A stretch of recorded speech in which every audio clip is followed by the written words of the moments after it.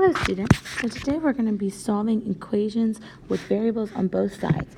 So as you can see in this problem, you have your 6x here, but then on this side you also have a 2x.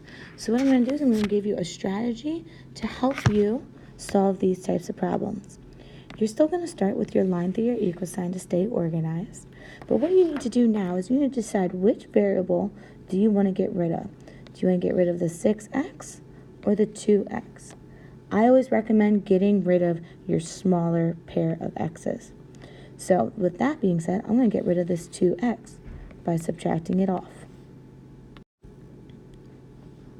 When I subtract it from both sides, this side goes away. So I no longer have this x over here. And over here, I get 4x.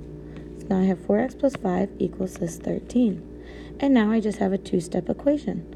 So I'm going to subtract my 5 from both sides and get 4x equals 8, and then divide by 4 to get x equals 2. And that's how you solve an equation when you have variables on both sides.